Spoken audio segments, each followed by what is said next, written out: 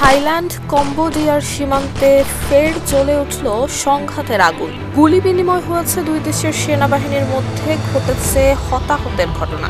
এক বিবৃতিতে থাই সেনাবাহিনী জানিয়েছে ৭ নভেম্বর স্থানীয় সময় দুপুর ২টা ১৫ সিসাকেত প্রদেশের সীমান্ত লক্ষ্য করে গুলি ছুড়েছে কম্বোডীয় সেনাবাহিনী। এতে ২জন থাই সেনা আহত হয়েছে। এই ঘটনার পর পাল্টা জবাব দিয়েছে থাই সেনাবাহিনী। স্থানীয় সময় ২টা ৫০ পর্যন্ত স্থায়ী হয় সংঘাত। আর সংঘাত থামার পরপরই কম্বোডিয়ার সীমান্তবর্তী ৪ থাই প্রদেশ বুরিরাম, সুরিন, সিসাকেত এবং উবন রাজধানী থেকে কয়েক হাজার মানুষকে সরিয়ে নেওয়া হয়েছে নিরাপদ স্থানে।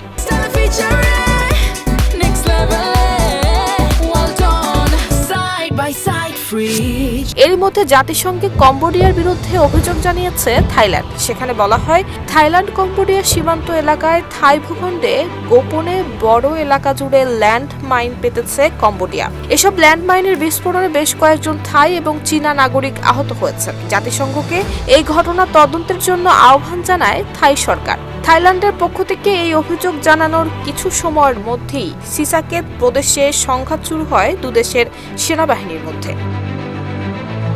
সীমান্ত নিয়ে বিবাদের জেরে দীর্ঘ ১৫ বছরের যুদ্ধবিরতি ভেঙে গত জুলাই মাসে সংঘাতে জড়ায় থাইল্যান্ড কম্বোডিয়া। ৫ দিন ধরে চলা সেই সংঘাতে নিহত হয়েছিলেন দুদেশের ৩২ জন নাগরিক এবং আহত হয়েছিলেন আরও কমপক্ষে ৩০ জন। পরে মার্কিন প্রেসিডেন্ট ডোনাল্ড ট্রাম্প এবং মালয়েশিয়ান প্রধানমন্ত্রী আনোয়ার ইব্রাহিমের হস্তক্ষেপে যুদ্ধবিরতি শুরু হয় প্রতিবেশী এই দুই দেশের মধ্যে।